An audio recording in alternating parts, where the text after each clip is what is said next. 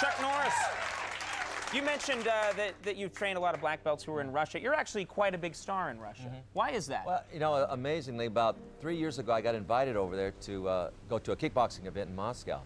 And The shocking and untimely death of martial arts legend Bruce Lee at the age of 32 has long been shrouded in mystery. For decades, Chuck Norris, his close friend and fellow martial artist, kept silent about the circumstances surrounding the tragedy. Now, Norris breaks his silence with shocking revelations that challenge everything we thought we knew. Was Lee's passing a tragic accident, or does a darker secret lie hidden? Join us as we delve into Chuck Norris's revelations, uncovering the startling truth behind Bruce Lee's final moments. The unlikely friendship in the late 1960s, two rising stars in the martial arts world, Bruce Lee and Chuck Norris, crossed paths at a pivotal moment in their careers. Lee, who had already made a name for himself with his Hong Kong films The Big Boss and Fist of Fury, was eager to expand his horizons. Norris, on the other hand, was a world champion in karate, having won numerous tournaments and titles across the United States and beyond. Their first encounter took place at the All-American Karate Open Championship in 1967, held at the Grand Madison Square Garden in New York City. Norris emerged victorious in the competition, showcasing his exceptional skills and technique, but it was Lee's dazzling martial arts demonstration that caught Norris's eye. Impressed by each other's abilities, the two martial artists met backstage after the event, engaging in a lively discussion about fighting styles and philosophies. As they delved deeper into their conversation, Lee and Norris discovered a shared passion for the art of combat. They recognized in each other a kindred spirit, someone who understood the dedication and discipline required to excel in their chosen field. That's when they made a decision that would change the course of their lives in the martial arts world forever. They would train together in Lee's backyard. Lee, known for his openness to learning from others, saw an opportunity to expand his repertoire. Norris, with his expertise in high kicks, convinced Lee to explore techniques that reached above the waist. Prior to their training sessions, Lee had subscribed to the belief that a martial artist should never kick higher than the waist. However, Norris demonstrated the importance of versatility, showing Lee how an opponent's unguarded head could be a prime target. Recognizing the wisdom in Norris's approach, Lee embraced this new perspective and incorporated it into his own style. As they trained together in Lee's backyard, nestled in the heart of Los Angeles, an incredible transformation took place. Lee, already renowned for his speed and power, began to refine his high kicks under Norris's guidance. Norris, who stood an impressive 5 feet 10 inches tall and weighed a solid 160 pounds, marveled at Lee's ability to generate such incredible force from his compact 5 foot 7 inch 140 pound frame. Within a mere 6 months of training, Lee's high kicks had reached a level of mastery that rivaled Norris's own. But the exchange of knowledge was not one-sided. Norris found himself captivated by Lee's innovative approach to martial arts, particularly his development of Jeet Kune Do. This revolutionary style, which emphasized practicality, fluidity, and personal expression, resonated deeply with Norris. He recognized Lee as a visionary who sought to break free from the constraints of traditional martial arts and forge a new path. Jeet Kune Do, Bruce Lee's innovative martial art philosophy. In the realm of martial arts, few concepts have captivated the minds of practitioners and enthusiasts alike as much as Jeet Kune Do, the brainchild of the legendary Bruce Lee. More than just a fighting style, Jeet Kune Do represents a philosophical approach to combat and life itself, one that challenges conventional wisdom and seeks to transcend the limitations of traditional martial arts. At its core, Jeet Kune Do is a hybrid martial art that draws from various disciplines, including Wing Chun, boxing, fencing, and even dance. Lee, a man of unassuming physical presence, recognized the need for a flexible and adaptable system that could be tailored to an individual's unique strengths and circumstances. He believed that martial arts should be a means of personal expression rather than a rigid adherence to ancient forms and techniques. Central to the philosophy of Jeet Kune Do are the principles of simplicity, directness, and freedom. Lee sought to strip away the unnecessary flourishes and embellishments that often characterize traditional martial arts, focusing instead on practical, efficient movement that could be applied in real-world situations. He emphasized the importance of economy of motion, using the shortest path to achieve maximum impact. The physical demands of Jeet Kune Do are considerable, requiring a combination of speed, power, and finesse. Lee himself was known for his lightning-fast punches, which were clocked at a staggering 85 miles per hour. To put that into perspective, the average punch in karate is around 25 to 30 miles per hour. Lee's kicks were equally impressive, with some experts estimating that he could generate up to 1,800 pounds of force with a single strike. The Way of the Dragon. Lee and Norris's iconic collaboration. In 1972, the worlds of martial arts and cinema collided in spectacular fashion with the release of Way of the Dragon, a film that would go down in history as one of the greatest collaborations between two legendary figures, Bruce Lee and Chuck Norris. The movie, which was written, directed, and starring Lee himself, showcased not only their incredible martial arts skills, but also their deepening friendship and mutual respect. Way of the Dragon, also known as Return of the Dragon in the United States, tells the story of Tong Leung, a young martial artist from Hong Kong who travels to Rome to help his friend Chen Qinghua and her uncle Wang, who are being threatened by a local crime boss seeking to take over their restaurant. Armed with his extraordinary kung fu abilities, Tang Leung takes on the gangsters and explores the city, immersing himself in the ancient culture of Rome. With a budget of just $130,000, a mere fraction of what Hollywood productions typically cost at the time, Lee and his team managed to create a cinematic masterpiece that would go on to gross over $130 million worldwide. It was a staggering achievement, making Way of the Dragon the highest-grossing film in Hong Kong in 1972 and cementing its place as one of the most successful martial arts films of all time. Central to the film's enduring appeal is the iconic fight scene between Lee and Norris, which takes place in the historic Colosseum in Rome. The scene, meticulously choreographed by Lee himself, is a masterclass in martial arts cinema, showcasing the contrasting styles and philosophies of the two fighters. Lee, with his lightning-fast moves and fluid grace, embodies the principles of his Jeet Kune Do, while Norris, with his powerful kicks and unshakable determination, represents the more traditional Tang Soo Do style.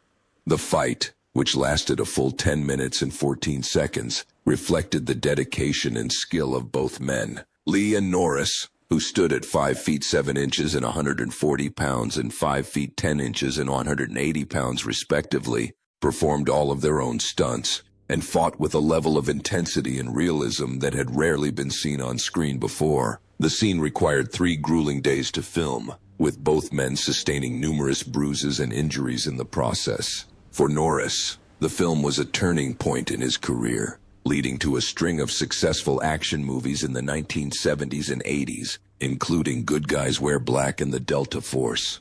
But more than that, it cemented his friendship with Lee and his place in martial arts history. Years later, Norris would reflect on the experience of working with Lee, describing him as a phenomenon and a genius who had a profound impact on his life and career. Chuck Norris's shocking theory about Bruce Lee's death. For decades, the untimely and tragic death of martial arts legend Bruce Lee has been shrouded in mystery and speculation. But in recent years, a new theory has emerged, one that comes from a surprising source, Lee's close friend and fellow martial artist Chuck Norris. In a shocking revelation, Norris has shed light on the circumstances that he believes led to Lee's demise, painting a picture of a man driven to the brink by his own relentless pursuit of perfection. The story begins in 1968, when Lee suffered a devastating injury that would change the course of his life. During a routine training session, Lee attempted a weightlifting exercise known as Good Mornings, which involves bending forward at the hips with a barbell resting on the shoulders. But something went wrong, and Lee felt a sudden, searing pain in his back. He had suffered a severe injury, a slipped disc, that would require extensive treatment and rehabilitation. For Lee, the injury was a crushing blow. He was a man who prided himself on his physical prowess and his ability to push his body to the limits. But now, he found himself in a hospital bed, facing the possibility that he might never walk again. It was a fate that Lee, with his indomitable spirit, refused to accept. Against his doctor's advice, Lee threw himself into his rehabilitation with the same intensity that he brought to his martial arts training. He subjected himself to grueling workouts and painful physical therapy sessions, pushing through the agony in his quest to regain his strength and mobility. And to help manage the pain, he began taking medication, a decision that would have far-reaching consequences. But Lee's recovery was not just a physical battle. It was also a mental and emotional one. For a man who had built his life and career around his body, the injury was a devastating setback. He became irritable and short-tempered, lashing out at those around him as he grappled with his own frustration and despair. And he became increasingly obsessed with his own mortality, pushing himself harder and harder in a desperate attempt to prove that he was still invincible. It was during this time that Norris began to notice changes in his friend's behavior. Lee, who had always been a fan of supplements and wellness practices, had become even more ridden. He was taking handfuls of herbs and vitamins, including ginseng and royal jelly, in an attempt to boost his energy and speed up his recovery. Lee's diet, too, had become extreme. He had always been a fan of protein, believing it was essential for building muscle and strength. But now, he was consuming staggering amounts of it, sometimes eating as much as 10 eggs or 2 pounds of beef in a single meal. At the same time, he was drinking gallons of water a day, convinced that it would help flush toxins from his body. Norris watched all this with growing concern, but Lee was not one to be dissuaded. It all came to a head on July 20th, 1973, when Lee was in Hong Kong working on his latest film, Game of Death. He had been complaining of headaches and dizziness, but he brushed them off as the price of his intense training regimen. But then, while resting in the apartment of his colleague Betty Ting Pei, he suddenly collapsed. He was rushed to the hospital, but it was too late. Bruce Lee, the man who had seemed invincible, was dead at the age of just 32. The official cause of death was listed as cerebral edema, a swelling of the brain that can be caused by a variety of factors. But for Norris, the truth was more complicated than that. He believed that it was the combination of Lee's medications, his excessive supplementation, and his extreme hydration that had ultimately proved fatal. In Norris's view, Lee's body had simply been pushed too far, and the strain had finally caught up with him. It is a theory that has been met with skepticism by some, but for those who knew Lee best, it rings true.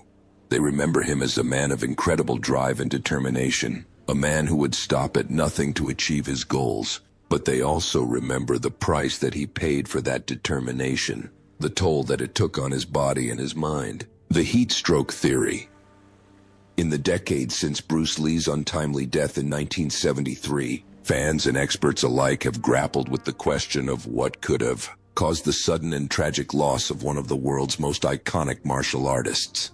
The official cause of death, listed as cerebral edema, has long been the subject of speculation and debate. But in recent years, a new theory has emerged, one that offers a compelling alternative explanation for Lee's passing. The theory, put forth by Lee's biographer Matthew Polly in his book Bruce Lee, A Life, suggests that the true cause of Lee's death may have been heat stroke rather than cerebral edema.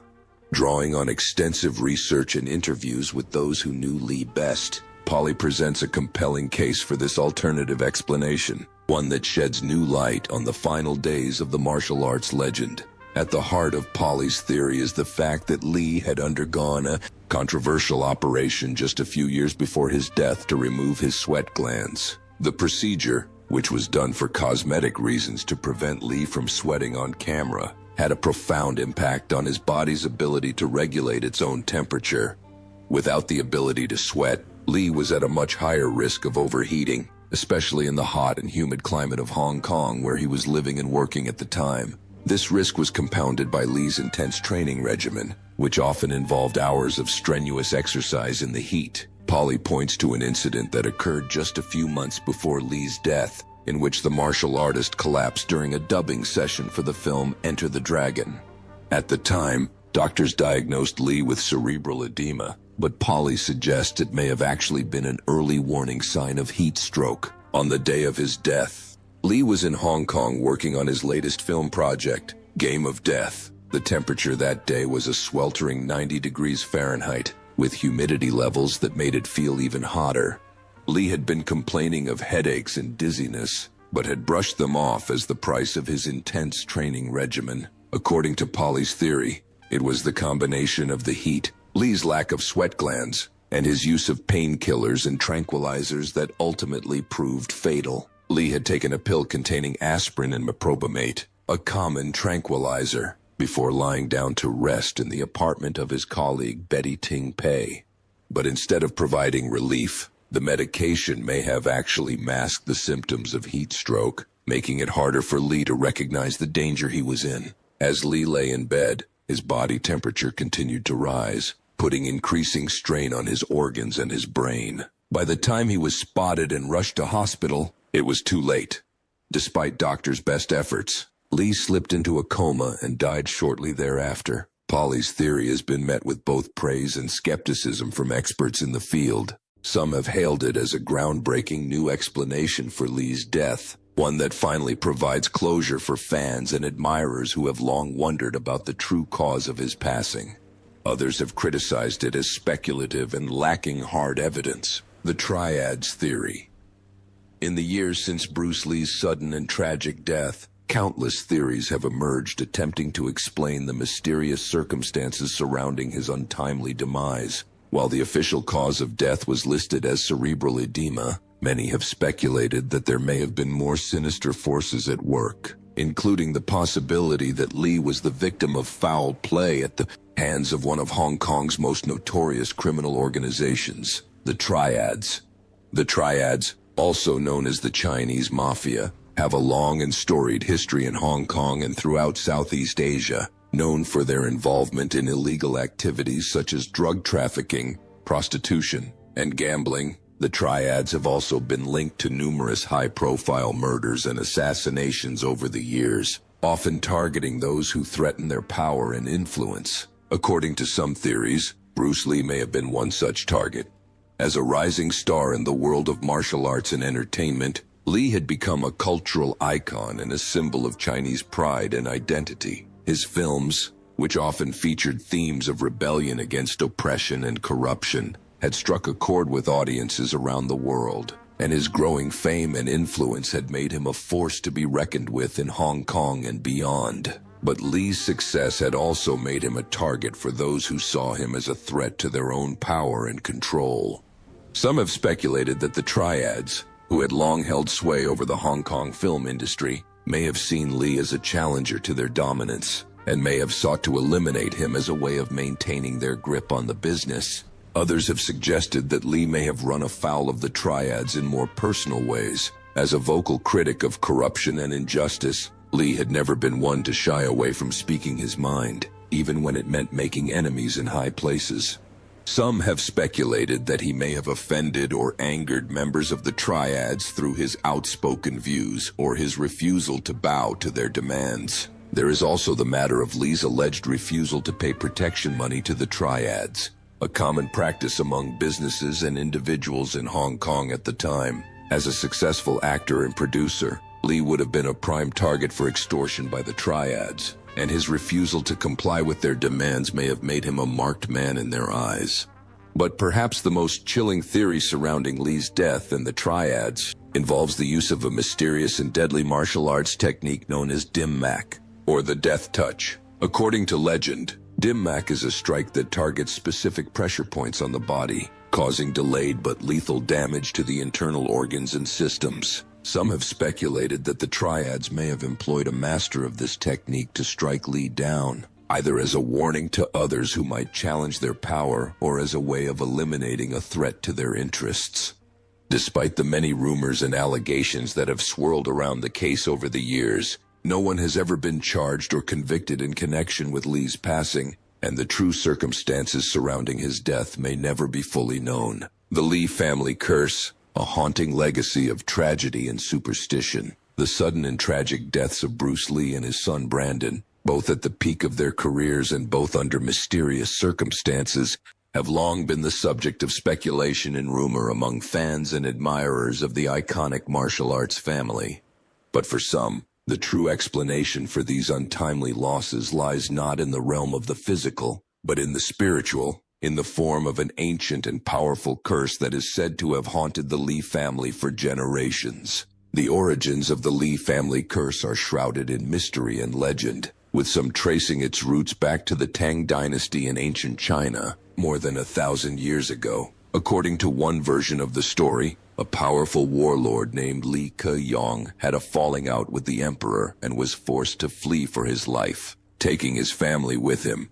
In his haste to escape, Li is said to have angered a powerful sorcerer, who placed a curse on the family, vowing that no male descendant would ever live past the age of 18. Another version of the legend holds that the curse originated even earlier, during the Song dynasty, when a corrupt magistrate named Li Shimian was executed for his crimes. Before his death, Li is said to have cursed his own family, condemning them to suffer the same fate as he had, to die young and leave no male heirs to carry on the family name.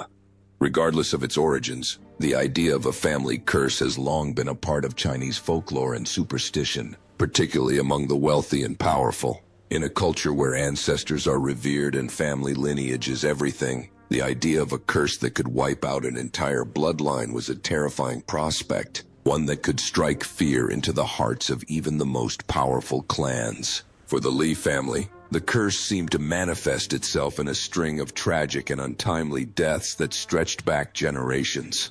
According to some accounts, Bruce Lee's grandfather and great-grandfather both died young, as did his father, who passed away when Bruce was just a child.